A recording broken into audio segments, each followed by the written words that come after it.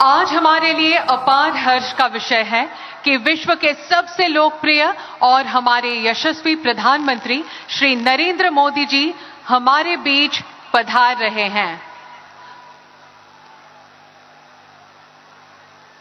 उनकी गरिमामयी उपस्थिति से हम सब अत्यंत आह्लादित एवं उत्साहित हैं।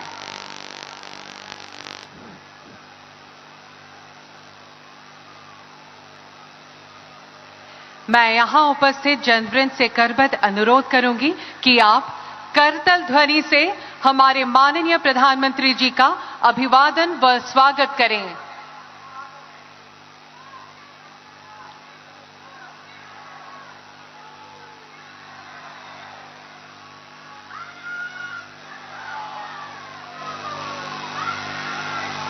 সন্মুখেৰে পাৰ হৈ যাওঁতে সকলোকে হাত চাপৰিৰে তেখেতক আদৰণি জনাবলৈ অনুৰোধ জনাইছো।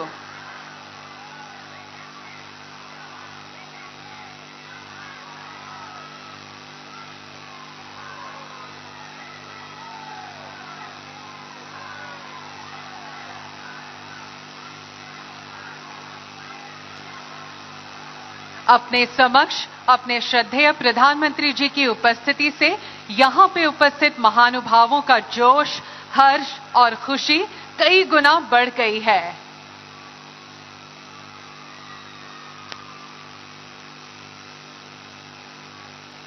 मैं उपस्थित समूह व्यक्तिके उत्साहपूर्वक करतालीरे माननीय प्रधानमंत्री गराकीक आदৰণি জনাবলৈ অনুৰোধ জনাইছো।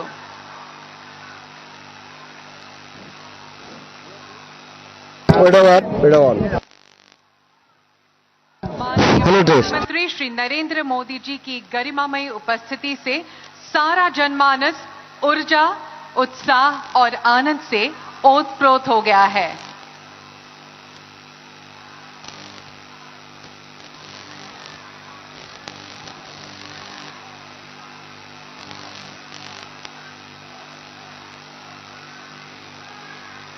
यह अनोखा दृश्य अत्यंत सराहनीय और अविस्मरणीय है।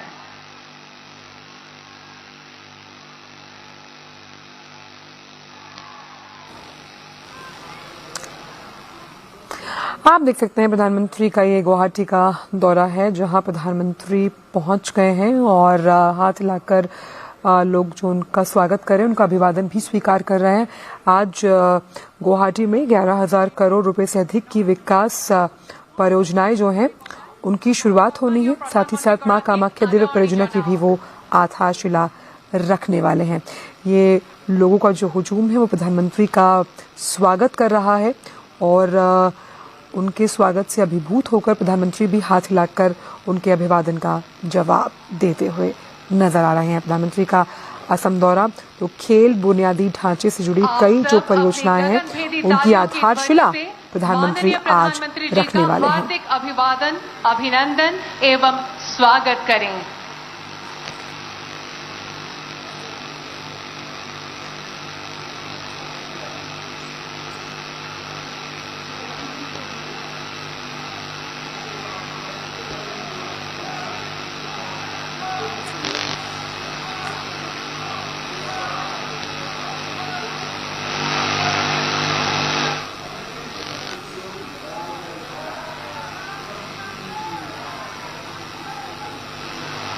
माननीय प्रधानमंत्री श्री नरेंद्र मोदी जी की दूरदर्शी नेतृत्व क्षमता ने देश को नई ऊंचाइयों पर पहुंचाया है। उत्तर पूर्व के प्रति उनका विशेष स्नेह, उनका नियमित आगमन और हमारे बीच स्मरणीय समय बिताने से झलकता है।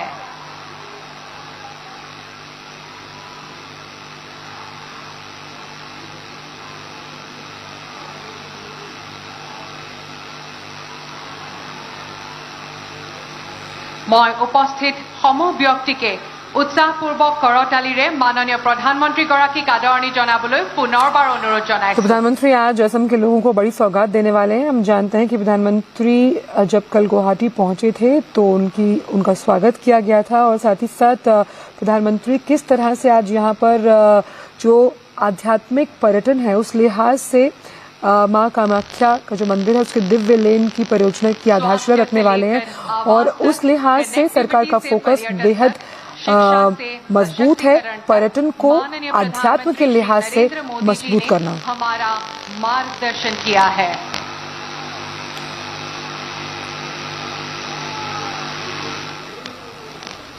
और हमने देखा था कि असम जब प्रधानमंत्री पहुंचे थे स्वागत करने के लिए मुख्यमंत्री हेमंत बिस्व शर्मा वहां पर मौजूद थे। वो भी इस वक्त भी हम उनको यहां पर उनके साथ देख रहे हैं और साफ तौर पर जिस तरह से असम में प्रधानमंत्री का स्वागत हुआ वहां पर जो युवा उत्साह थे उनका मानना है कि दुनिया के सबसे लोकप्रिय नेता और देश के विकास के ध्वजवाहक हार्दिक अभिवादन अभिनंदन एवं स्वागत करें।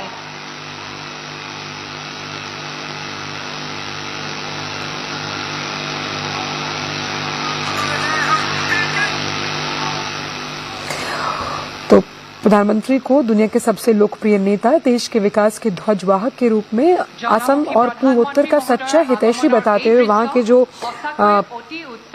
युवा हैं उत्साहित जो लोग हैं उनका मानना है कि किस तरह से यहाँ पर जो विकास से जुड़ी तमाम परियोजनाएं हैं वो कैसी नई आर्थिक गति देने वाली है असम को।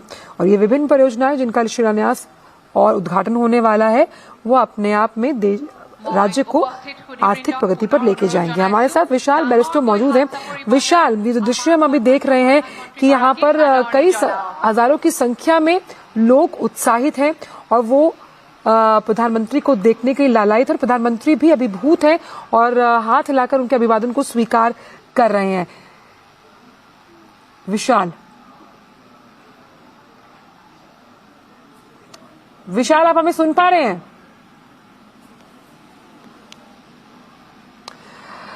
तो विशाल वहां पर मौजूद है और उन्होंने जिस तरह से वहां पर प्रधानमंत्री के आगमन से पहले लोगों से भी बात की थी तो लोगों का उत्साह देखते ही बनता था और ये तस्वीरें बयां कर रही हैं उसी उत्साह के बारे में जिस तरह से एक झलक पाने के लिए प्रधानमंत्री के लिए कि हर आयु वर्ग का व्यक्ति यहाँ पर मौजूद है और इस तरह के प्यार को आत्मसात करते हुए प्रधानमंत्री यहाँ पर हैं। और जिस तरह से असम के मुख्यमंत्री ने भी साफ तौर पर ये कहा कि दुनिया के सबसे लोकप्रिय नेता होने के साथ साथ देश के विकास के ध्वजवाहक के रूप में प्रधानमंत्री आगे बढ़ रहे हैं और उन्हें असम के साथ साथ पूर्वोत्तर का सच्चा हितैषी बताया गया। किस तरह से पूर्वोत्तर के राज्यों को लेकर जो एक अनदेखी की जाती थी लेकिन अब उन्हें विकास के साथ जोड़कर और साथ ही साथ तमाम जो आधारभूत ढांचे को मजबूत करती हुई योजनाएं हैं वो इन राज्यों में कैसे आर्थिक प्रगति को बल देंगी इसका फोकस सरकार के लिए क्रिस्टल क्लियर है। और आज जिस तरह से कामाख्या देवी जो कि सबसे अहम मंदिरों में शक्तिपीठों में गिना जाता है वहां पर जिस तरह से दिव्य परियोजना के जरिए उसका कायाकल्प किया जाएगा उस लिहाज से भी ये दौरा बेहद अहम माना जा रहा है। कैसे अध्यात्म को पर्यटन से जोड़कर देश की आर्थिक प्रगति की तस्वीर बदली जा सकती है इसका फोकस हमने लगातार सरकार की नीतियों में देखा है और ये दिव्य परियोजना की आधारशिला आज रखी जानी है ये उसी का ही एक परिचायक है। साथ ही साथ स्पोर्ट्स सेंटर की हम यहाँ पर बात कर रहे हैं, मेडिकल कॉलेज खोलने की बात है तो उच्च शिक्षा के साथ साथ किफायत और गुणवत्तापूर्ण जब हम स्वास्थ्य सेवाएं देने की बात करते हैं पूर्वोत्तर के लोगों के लिए तो ये दौरा उस लिहाज से भी बेहद अहम है प्रधानमंत्री का। और इसीलिए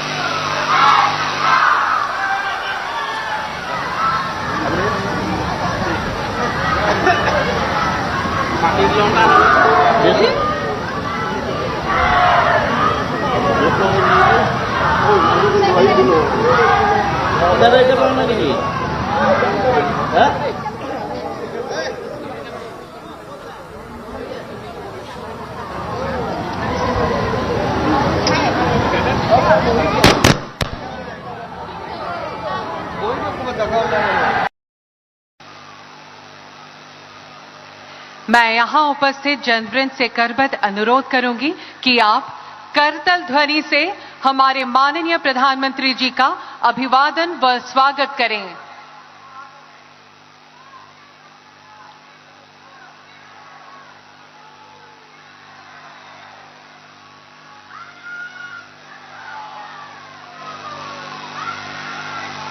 সন্মুখেৰে পাৰ হৈ যাওঁতে সকলোকে হাত চাপৰিৰে তেখেতক আদৰণি জনাবলৈ অনুৰোধ জনাইছো।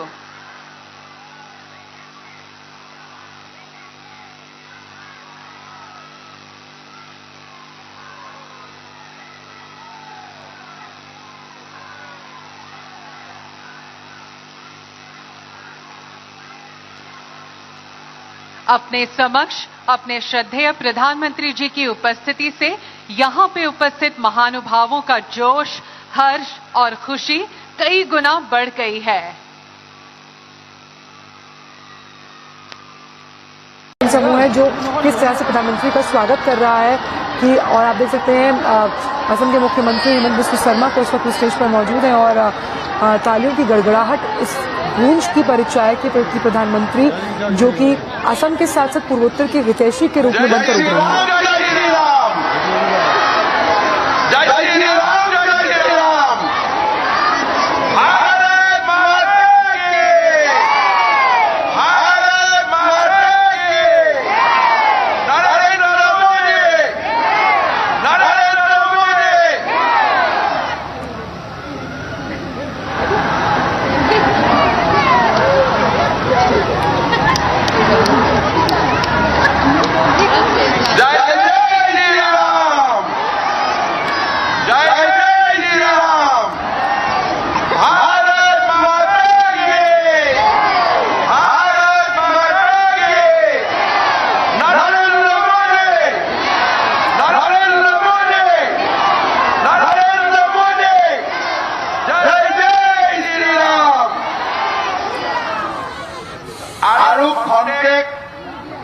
মুহূৰ্তৰ পিছতে প্ৰধানমন্ত্ৰী ডাঙৰীয়া উপস্থিত হ'ব আৰু মই সমূহ ৰাইজক অনুৰোধ কৰিম যে ৰাস্তাত থকা গোটেইবিলাক আপোনালোক ভিতৰত আহি যাওক, সুন্দৰ সভাখন আমি উপভোগ কৰিম।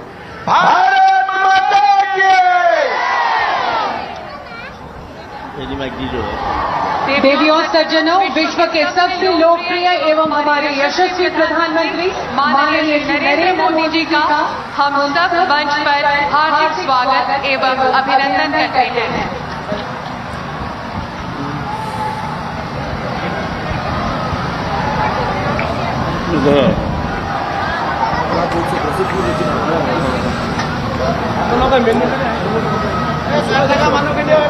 साथ ही हम असम के माननीय राज्यपाल श्री गुलाब चंद कटारिया जी, असम के युवाओं के प्रेरणा स्रोत एवं जनप्रिय मुख्यमंत्री डॉक्टर हिमंत बिस्वा शर्मा जी, भारत सरकार के बंदरगाह, नौ परिवहन और जलपथ तथा आयुष विभाग के माननीय मंत्री श्री सर्बानंद सोनोवाल जी एवं मंच पर आसीन अन्य गणमान्य अतिथियों का भी हम उत्साह से स्वागत करते हैं। अब हम माननीय प्रधानमंत्री जी का अभिवादन करने के लिए अनुरोध करते हैं। माननीय प्रधानमंत्री जी को गामोसा,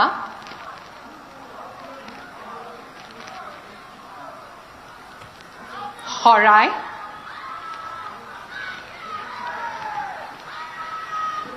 एवं एक पेंटिंग भेंट कर सम्मान और अभिवादन किया जा रहा है। यह पेंटिंग बटद्रवा सत्र को चित्रित करती है, जहां असम की सांस्कृतिक चेतना के महापुरुष श्रीमंत शंकरदेव का जन्म हुआ था। धन्यवाद। এতিয়া মই অসমৰ মাননীয় মুখ্যমন্ত্ৰী ডক্টৰ হিমন্ত বিশ্ব শৰ্মা দেৱক আদৰণি ভাষণ প্ৰদান কৰিবলৈ অনুৰোধ জনাইছো।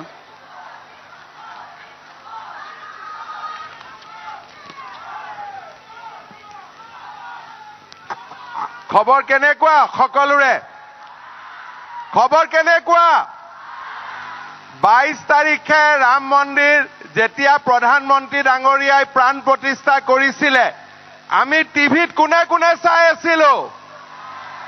কোনে কোনে চাই আছিলো সকলোৱে তেতিয়াহ'লে মোৰ লগত একেলগে ক'ব জয় জয় শ্ৰীৰাম নৰেন্দ্ৰ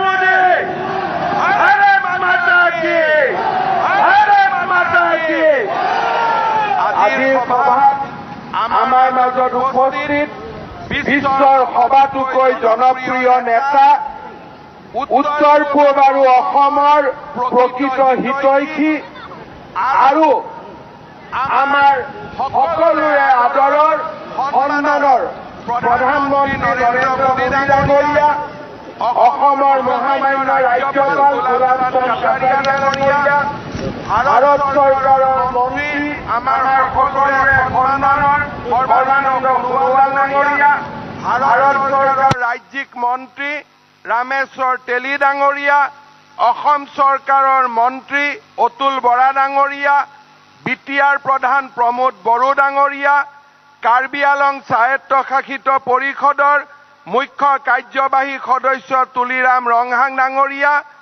উত্তৰ কাছাৰ স্বায়ত্তশাসিত পৰিষদৰ মুখ্য কাৰ্যবাহী সদস্য দেবুলাল গাৰ্লুচা ডাঙৰীয়া আৰু ভাৰতীয় জনতা পাৰ্টিৰ সন্মানীয় সভাপতি ভৱেশ কলিতা ডাঙৰীয়া মোৰ খেৱাৰথলী ৰাইজ আই মাতৃসকল আৰু যুৱক যুৱতী বন্ধু বান্ধৱীসকল আজি অসমৰ বাবে এটা সোণালী দিন এটা আমি পাহৰিব নোৱাৰা নতুন ইতিহাস ৰচিব খোজা এটা নতুন সুৰুজমুখী দিন এটা দিনত 11,600 কোটি টকাৰ প্ৰকল্প আমাৰ অসম মাতৃয়ে লাভ কৰিছে এয়া অসমৰ ইতিহাসত আগতে কেতিয়াও সম্ভৱ হোৱা নাছিল শ্ৰদ্ধাৰ ৰাইজ আজি আমি ৰাজ্যখনলৈ এবাৰ উভতি চাওঁ প্ৰধানমন্ত্ৰী নৰেন্দ্ৰ মোদী ডাঙৰীয়াৰ নেতৃত্বত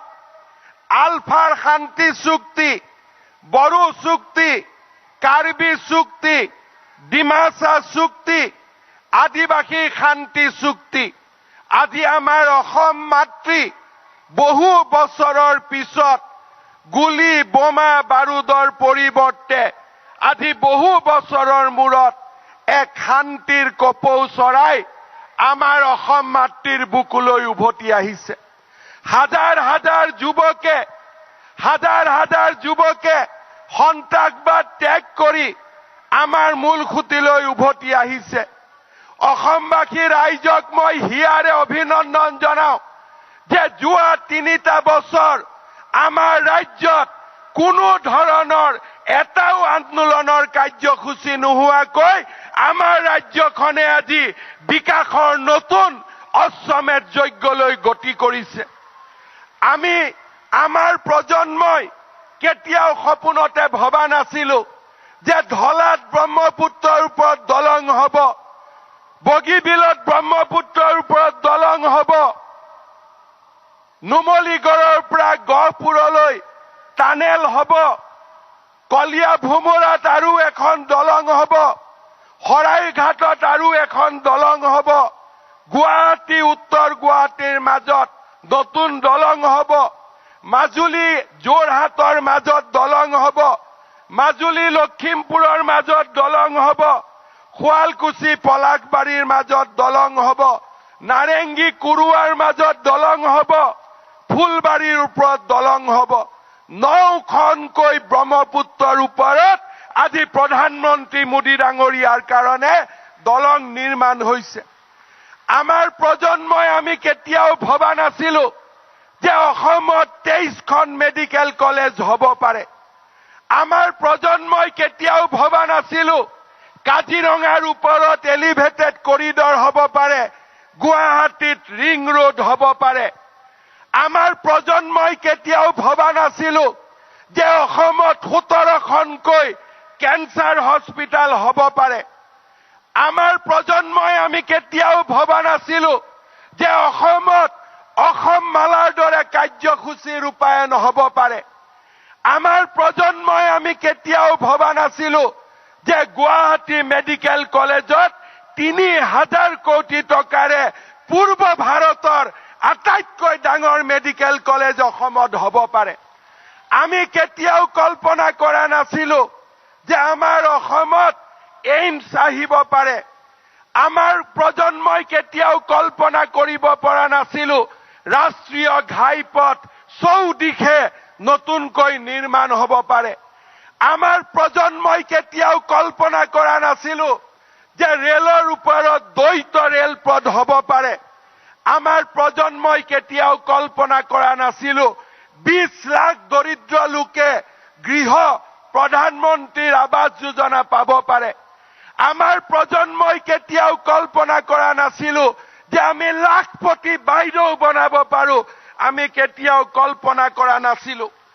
আমাৰ প্ৰজন্মই কেতিয়াও কল্পনা কৰা নাছিলো যে 30 লাখ পৰিয়ালে অৰুণোদয় আঁচনি পাব পাৰে। আমাৰ প্ৰজন্মই কেতিয়াও কল্পনা কৰা নাছিলো 2,85,00,000 লোকে বিনামূলীয়া চাউল পাব পাৰে। আমাৰ প্ৰজন্মই কেতিয়াও কল্পনা কৰা নাছিলো যে ঘোষ নিদিয়াকৈ অসমত 1 লাখ চৰকাৰী চাকৰি হ'ব পাৰে। শ্ৰদ্ধা ৰাইজ, মাত্ৰ এজন ব্যক্তিৰ অসম প্ৰেমৰ কাৰণে আজি অসম মাতৃ উন্নয়ন আৰু বিকাশৰ এক নতুন সূচত আজি অৱতীৰ্ণ হৈছে। আৰু সেইগৰাকী ব্যক্তিয়ে হ'ল আমাৰ আদৰৰ প্ৰধানমন্ত্ৰী নৰেন্দ্ৰ মোদী ডাঙৰীয়া, যাৰ কাৰণে আজি আমি এই পৰ্যায়ত উপনীত হৈছো। আমি অসমীয়া কৃতজ্ঞ। আমি কৃতজ্ঞ অসমীয়াই প্ৰধানমন্ত্ৰী ডাঙৰীয়াৰ ওচৰত আমি অংগীকাৰ কৰিছো। দুৰ্নীতিৰ পৰিৱৰ্তে নিকা প্ৰশাসন, দৰিদ্ৰৰ বিকাশ, যুৱকৰ কৰ্ম সংস্থাপন আৰু এক আন্দোলন বিবৰ্জিত পৰিৱেশৰ মাজেৰে আমি আমাৰ অসমক ভাৰতৰ সৰ্বশ্ৰেষ্ঠ ৰাজ্যত আমি পৰিণত কৰিম। শ্ৰদ্ধা ৰাইজ, মই কৃতজ্ঞ অসমীয়াক অনুৰোধ কৰিম, সকলোৱে থিয় হৈ দীঘলীয়া হাত চাপৰিৰে প্ৰধানমন্ত্ৰী নৰেন্দ্ৰ মোদী ডাঙৰীয়াক অভিনন্দন জনাওক। দীঘলীয়া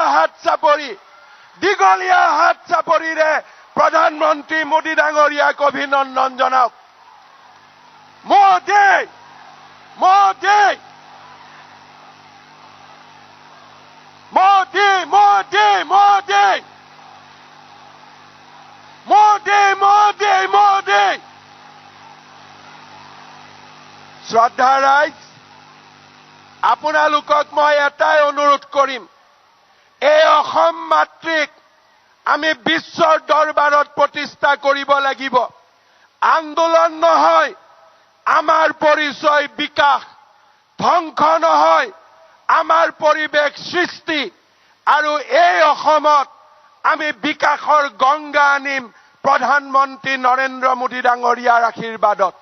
পুনৰ এবাৰ মা কামাখ্যাৰ এই পবিত্ৰ ভূমি, মহাপুৰুষ শ্ৰীমন্ত শংকৰদেৱৰ পবিত্ৰ ভূমি, বৰাক ব্ৰহ্মপুত্ৰৰ হাৰুৱা লোকেৰে বৰাক ব্ৰহ্মপুত্ৰৰ পবিত্ৰ অন্তৰৰ গৰাকী এই অসম, পাহাৰ আৰু ভৈয়ামৰ সকলো শ্ৰেণীৰ লোকৰ পবিত্ৰ অন্তৰৰে সৃষ্টি এই মোৰ পবিত্ৰ অসমৰ মহান ভূমিলৈ প্ৰধানমন্ত্ৰী ডাঙৰীয়াক আদৰণি জনাই মই মোৰ বক্তব্যৰ সামৰণি মাৰিছো। ধন্যবাদ। জয় হিন্দ। বন্দে মাতৰম। ভাৰত মাতা কে, ভাৰত মাতা কে। बहुत बहुत धन्यवाद।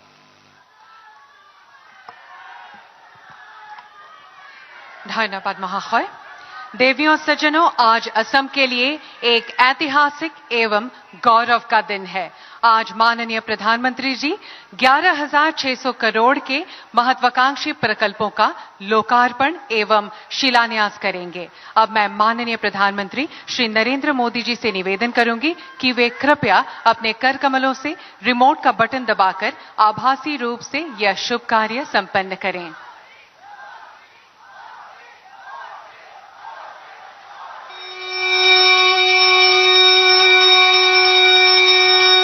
अब मैं माननीय प्रधानमंत्री श्री नरेंद्र मोदी जी से अपना बहुमूल्य उद्बोधन देने के लिए विनम्र अनुरोध करती हूं।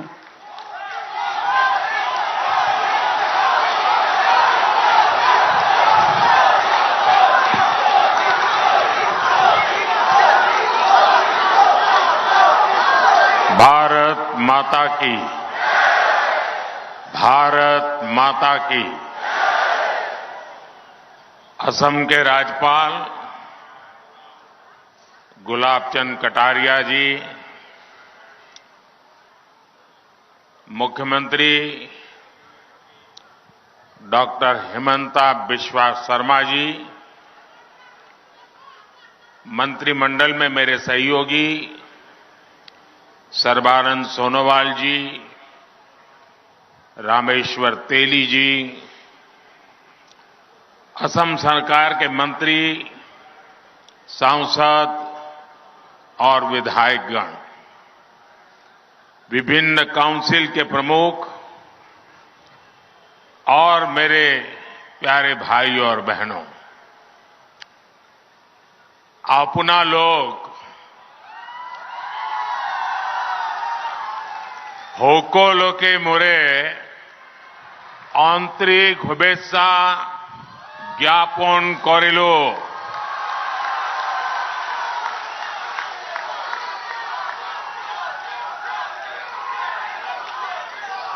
आज मुझे एक बार फिर मां कामाख्या के आशीर्वाद से असम के विकास से जुड़े प्रोजेक्ट्स आपको सौंपने का सौभाग्य मिला है। थोड़ी देर पहले यहां 11,000 करोड़ रुपयों के प्रोजेक्ट का शिलान्यास और लोकार्पण हुआ है। ये सारे प्रोजेक्ट असम और नॉर्थ ईस्ट के साथ ही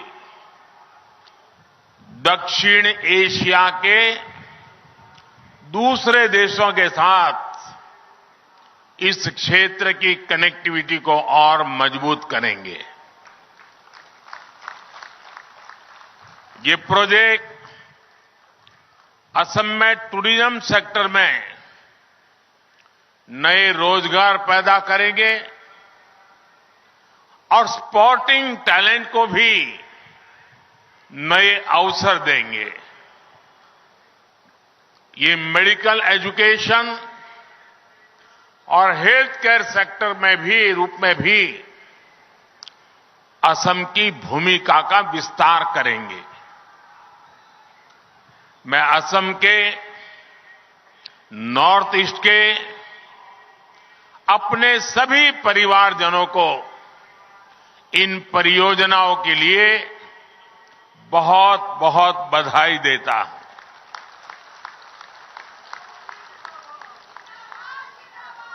मैं कल शाम को यहां आया। जिस प्रकार से गुवाहाटी के लोगों ने रोड पर आकर के स्वागत सम्मान किया, अबाल वृद्ध सभी हमें आशीर्वाद दे रहे थे, मैं आप सबका हृदय से आभार व्यक्त करता हूं।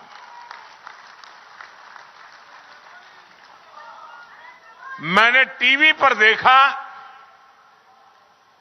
कि आप लोगों ने लाखों दीप जलाए।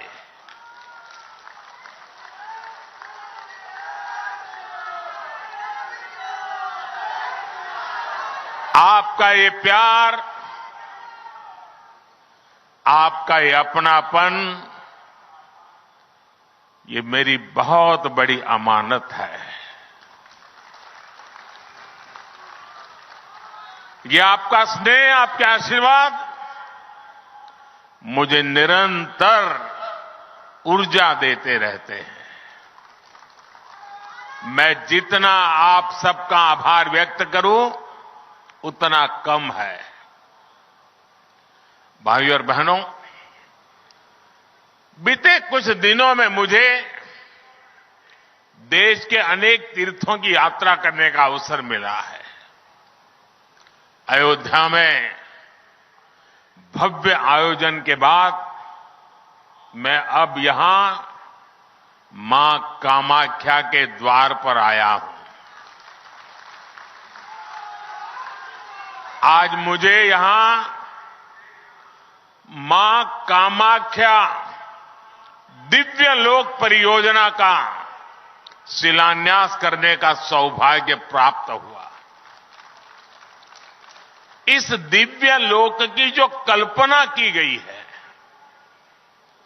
मुझे इसके बारे में विस्तार से बताया गया है। जब ये बनकर पूरा होगा तो ये देश और दुनिया भर से आने वाले मां के भक्तों को असीम आनंद से भर देगा। मां कामाख्या दिव्य लोक परियोजना के पूरा होने के बाद हर साल और ज्यादा श्रद्धालु यहां आकर दर्शन कर सकेंगे। और मैं देख रहा हूं कि मां कामाख्या के दर्शन की संख्या जितनी ज्यादा बढ़ेगी, उतना ही पूरे नॉर्थ ईस्ट में ये टूरिज्म का प्रवेश द्वार बन जाएगा। जो भी यहां आएगा पूरे नॉर्थ ईस्ट के टूरिज्म की ओर बढ़ेगा। एक प्रकार से ये उसका प्रवेश द्वार बन जाने वाला है। इतना बड़ा काम इस दिव्य लोक के साथ जुड़ा हुआ है। मैं हिम्मता जी और उनकी सरकार की इस शानदार प्रोजेक्ट के लिए सराहना करता हूं। साथियों, हमारे तीर्थ, हमारे मंदिर, हमारी आस्था के स्थान ये सिर्फ दर्शन करने की ही स्थली है ऐसा नहीं है। ये हजारों वर्षों की हमारी सभ्यता की यात्रा की अमिट निशानियां हैं। भारत ने हर संकट का सामना करते हुए कैसे खुद को अटल रखा, ये उसकी साक्षी है। हमने देखा है कि एक समय में जो सभ्यताएं बहुत समृद्ध हुआ करती थी, आज उनके खंडहर ही बचे हैं। दुर्भाग्य से आजादी के बाद जिन्होंने लंबे समय तक देश में सरकारें चलाई, वो भी आस्था के इन पवित्र स्थानों का महत्व समझ नहीं पाए। उन्होंने राजनीतिक लाभ के लिए अपनी ही संस्कृति, अपने ही अतीत पर शर्मिंदा होने का एक ट्रेंड बना दिया था। कोई भी देश अपने अतीत को ऐसे मिटाकर, ऐसे भुलाकर, अपनी जड़ों को काटकर कभी विकसित नहीं हो सकता। मुझे संतोष है कि बीते 10 वर्षों में अब भारत में स्थितियां बदल गई है। भाजपा की डबल इंजन सरकार ने विकास और विरासत को अपनी नीति का हिस्सा बनाया है। इसका परिणाम आज हम असम के अलग अलग कोनों में भी देख रहे हैं। असम में आस्था, अध्यात्म और इतिहास से जुड़े सभी स्थानों को आधुनिक सुविधाओं से जोड़ा जा रहा है। विरासत को संजोने के इस अभियान के साथ ही विकास का अभियान भी उतनी ही तेजी से चल रहा है। बीते 10 वर्षों को देखो, तो हमने देश में रिकॉर्ड संख्या में कॉलेज बनाए हैं, यूनिवर्सिटीज बनाए हैं। पहले बड़े संस्थान सिर्फ बड़े शहरों में ही होते थे। हमने आईआईटी,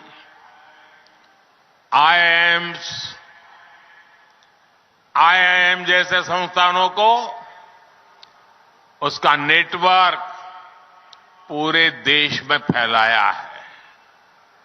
बीते 10 वर्षों के दौरान देश में मेडिकल कॉलेज की संख्या करीब करीब डबल हो चुकी है। असम में भी भाजपा सरकार से पहले 6 मेडिकल कॉलेज थे, आज 12 मेडिकल कॉलेज है। असम आज नॉर्थ ईस्ट में कैंसर के इलाज का एक बहुत बड़ा केंद्र बन रहा है। साथियों, देशवासियों का जीवन आसान हो, ये हमारी सरकार की प्राथमिकता रही है। हमने 4 करोड़ से अधिक गरीब परिवारों के पक्के घर बनाए हैं। हमने घर घर पानी, घर घर बिजली पहुंचाने का अभियान भी चलाया है। उज्ज्वला योजना ने आज असम की लाखों बहनों बेटियों को धुएं से मुक्ति दी है। स्वच्छ भारत अभियान के तहत बने शौचालयों ने असम की लाखों बहनों बेटियों की गरिमा की रक्षा की है। साथियों, विकास और विरासत पर हमारे इस फोकस का सीधा लाभ देश के नौजवानों को हुआ है। आज देश में पर्यटन और तीर्थ यात्रा को लेकर उत्साह बढ़ रहा है। काशी कॉरिडोर बनने के बाद वहां रिकॉर्ड संख्या में श्रद्धालु पहुंच रहे हैं। बीते 1 वर्ष में 8.5 करोड़ लोग काशी गए। 5 करोड़ से अधिक लोगों ने उज्जैन में महाकाल महालोक के दर्शन किए। 19 लाख से अधिक लोगों ने केदार धाम की यात्रा की है। अयोध्या धाम में प्राण प्रतिष्ठा को अभी कुछ ही दिन हुए हैं। 12 दिन में ही अयोध्या में 24 लाख से ज्यादा लोग दर्शन कर चुके हैं। मां कामाख्या दिव्य लोक बनने के बाद यहां भी हम ऐसा ही दृश्य देखने वाले हैं। साथियों, जब तीर्थ यात्री आते हैं, श्रद्धालु आते हैं, तब गरीब से गरीब भी कमाता है। रिक्शे वाले हो, टैक्सी वाले हो, होटल वाले हो, रेहड़ी पटरी वाले हो, सभी की आमदनी बढ़ती है। इसलिए इस वर्ष के बजट में भी हमने पर्यटन पर बहुत बल दिया है।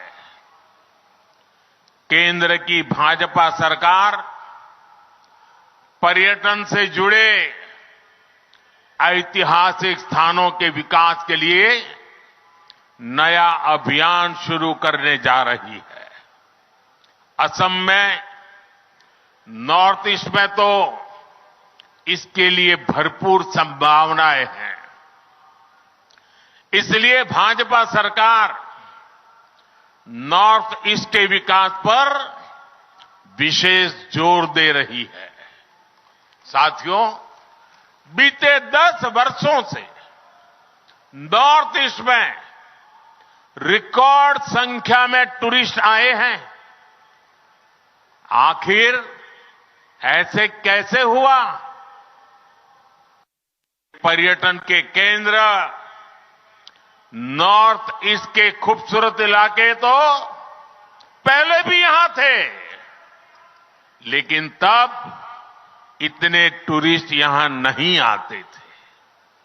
हिंसा के बीच, साधन संसाधनों के अभाव के बीच, सुविधाओं की कमी के बीच आखिर कौन यहां आना पसंद करता? आप भी जानते हैं कि 10 साल पहले असम समेत पूरे नॉर्थ ईस्ट में क्या स्थिति थी। पूरे नॉर्थ ईस्ट में रेल यात्रा और हवाई यात्रा बहुत ही सीमित थी। सड़कें संकरी भी थी और खराब भी थी।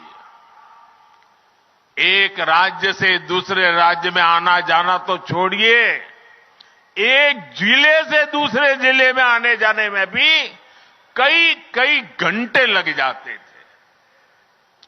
इन सारी परिस्थितियों को आज भाजपा की डबल इंजन सरकार ने, एनडीए सरकार ने बदला है।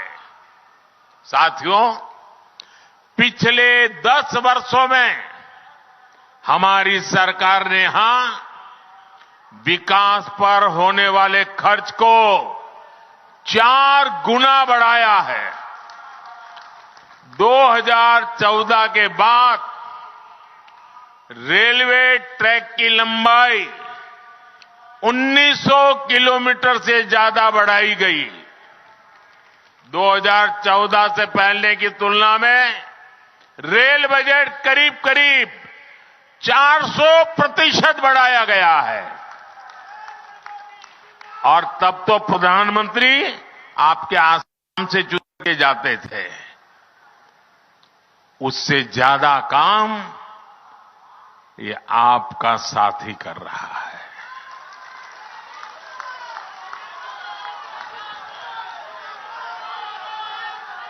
- 2014 तक यहां सिर्फ 10,000 किलोमीटर नेशनल हाईवे हुआ करते थे।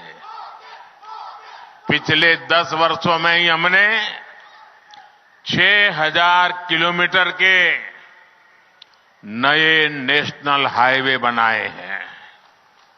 आज 2 और नई सड़क परियोजनाओं का उद्घाटन हुआ है।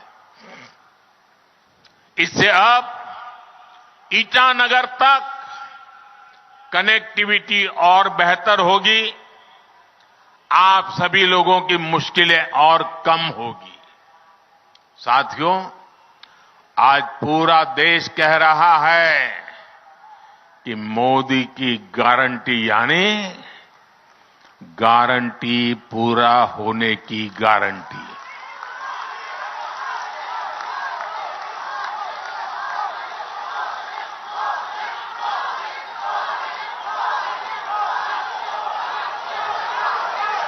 मैंने गरीबों को, महिलाओं को, युवा और किसान को मूल सुविधा देने की गारंटी दी है। आज इनमें से अधिकतर गारंटियां पूरी हो रही है। हमने विकसित भारत संकल्प यात्रा के दौरान भी देखा है, जो भी सरकारी योजनाओं से वंचित थे उन तक पहुंचने के लिए मोदी की गारंटी वाली गाड़ी पहुंची है। पूरे देश में करीब 20 करोड़ लोग सीधे तौर पर विकसित भारत संकल्प यात्रा में शामिल हुए हैं। बड़ी संख्या में असम के लोगों को भी इस यात्रा का लाभ मिला है। साथियों, भाजपा की डबल इंजन सरकार हर लाभार्थी तक पहुंचने के लिए प्रतिबद्ध है। हमारा लक्ष्य हर नागरिक का जीवन आसान बनाने का है। यही फोकस 3 दिन पहले जो बजट आया है उसमें भी दिखता है। बजट में सरकार ने इंफ्रास्ट्रक्चर पर 11 लाख करोड़ रुपए खर्च करने का संकल्प लिया है। ये कितनी बड़ी राशि है, इसका अनुमान एक और आंकड़े से लगाया जा सकता है। 2014 से पहले के 10 वर्षों में, यह आंकड़ा याद रखना मेरे आसाम के भाई बहन, 2014 के पहले 10 वर्षों में कुल 12 लाख करोड़ रुपए इंफ्रास्ट्रक्चर का बजट रहा। 10 साल में 12 लाख करोड़, यानी जितना पहले की केंद्र सरकार ने अपने 10 साल में खर्च किया था, करीब करीब उतनी राशि हमारी सरकार अगले 1 साल में खर्च करने जा रही है।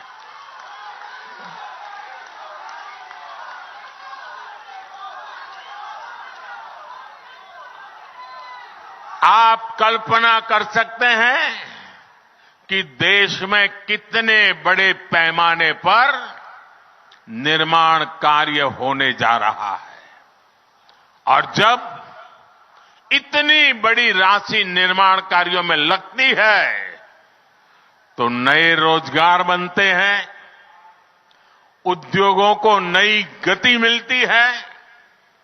साथियों, इस बजट में एक और बहुत बड़ी योजना की घोषणा हुई है। बीते 10 वर्षों में हमने हर घर तक बिजली पहुंचाने का अभियान चलाया। अब हम बिजली का बिल, आसाम के भाइयों बहनों और देशवासी भी, मैं बहुत महत्वपूर्ण काम आपके सामने रख रहा हूं। अब बिजली का बिल भी 0 करने के लिए हम आगे बढ़ रहे हैं।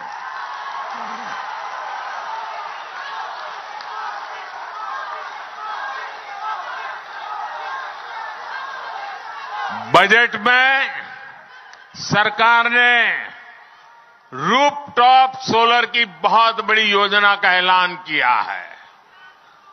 इस योजना के तहत प्रारंभ में 1 करोड़ परिवारों को सोलर रूफटॉप लगाने के लिए सरकार मदद करेगी। इससे उनका बिजली का बिल भी 0 होगा और साथ ही सामान्य परिवार अपने घर पर बिजली पैदा करके बिजली बेच करके कमाई भी करेगा। साथियों, मैंने देश की 2 करोड़ बहनों को लखपति बनाने की गारंटी दी थी।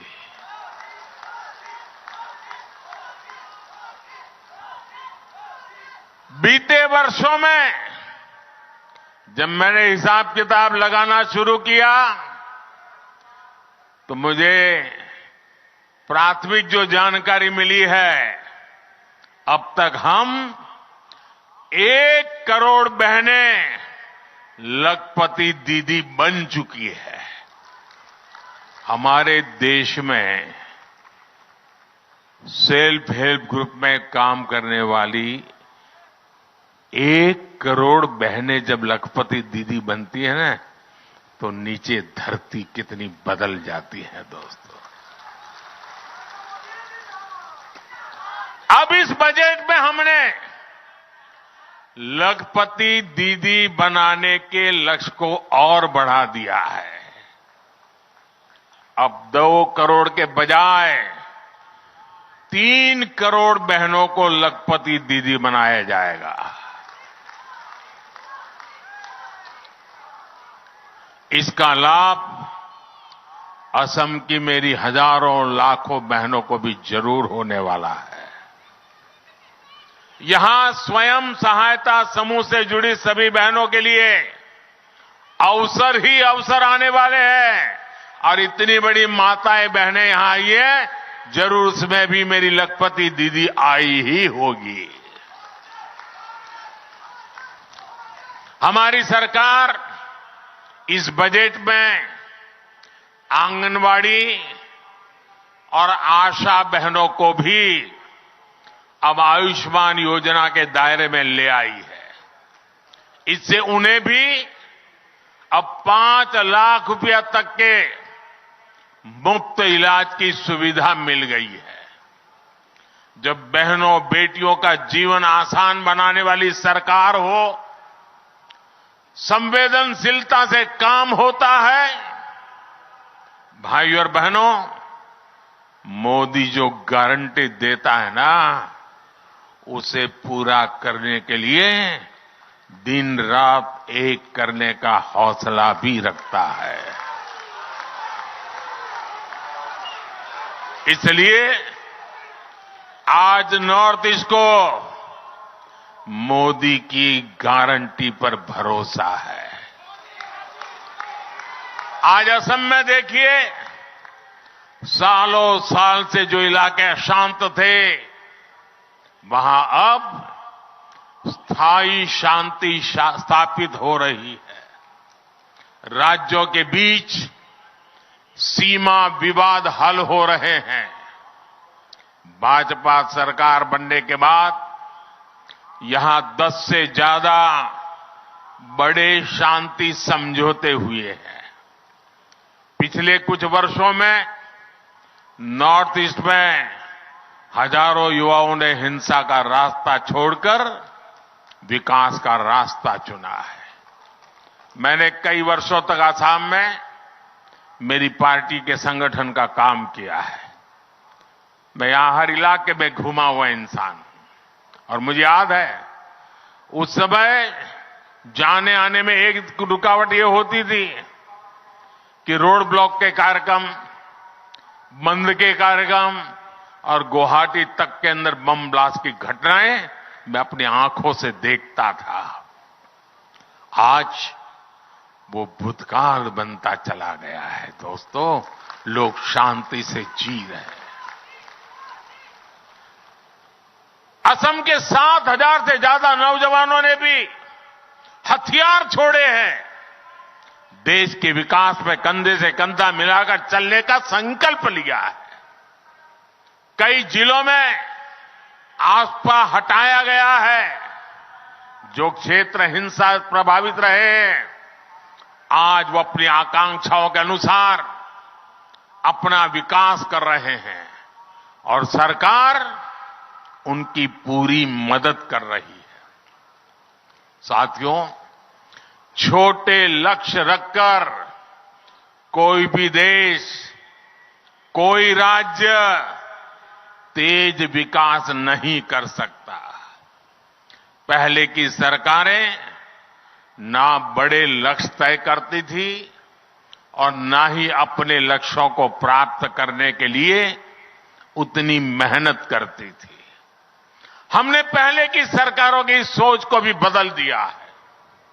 मैं नॉर्थ ईस्ट को उसी तरफ विकसित होते देख रहा हूं जैसा पूर्वी एशिया को दुनिया देखती है। आज नॉर्थ ईस्ट होते हुए दक्षिण एशिया और पूर्वी एशिया की कनेक्टिविटी का विस्तार हो रहा है। आज यहां साउथ एशिया सब रीजनल इकोनॉमिक कॉरपोरेशन, उसके कोऑपरेशन के तहत भी अनेक सड़कों को अपग्रेड करने का काम शुरू हुआ है। आप कल्पना कीजिए, जब कनेक्टिविटी के ऐसे सभी प्रोजेक्ट पूरे होंगे तो हिस्सा व्यापार कारोबार का कितना बड़ा केंद्र बनेगा। मैं जानता हूं कि असम के नॉर्थ ईस्ट के हर युवा का भी यही सपना है कि वो भी पूर्वी एशिया जैसा विकास यहां देखे। मैं असम के नॉर्थ ईस्ट के हर युवा को बताना चाहता हूं, मेरे युवा साथियों, आपका सपना मोदी का संकल्प है।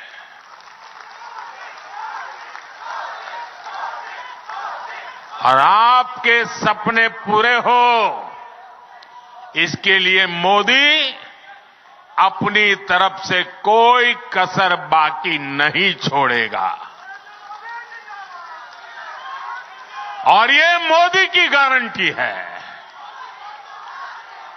भाइयों और बहनों, ये जो भी काम आज हो रहे हैं, इनका एक ही लक्ष्य है। लक्ष्य है भारत और भारतीयों का सुखी और समृद्ध जीवन। लक्ष्य है भारत को दुनिया की तीसरी बड़ी आर्थिक ताकत बनाने का। लक्ष्य है 2047 तक भारत को विकसित राष्ट्र बनाने का। इसमें असम की, नॉर्थ ईस्ट की बहुत बड़ी भूमिका है। एक बार फिर आप सभी को इन विकास परियोजना की बहुत बहुत बधाई। और अब तो मां कामाख्या के आशीर्वाद बहुत बढ़ने वाले हैं, बहुत बढ़ने वाले हैं। और इसलिए मैं भव्य दिव्य असम की तस्वीर साकार होती देख रहा हूं। साथियों, आपके सपने पूरे होंगे, ये हम अपनी आंखों से देखेंगे, मैं आपको विश्वास दिलाता हूं। फिर एक बार आप सबका बहुत बहुत धन्यवाद। दोनों हाथ ऊपर करके मेरे साथ बोलिए, भारत माता की, भारत माता की, भारत माता की, भारत माता की। बहुत बहुत धन्यवाद।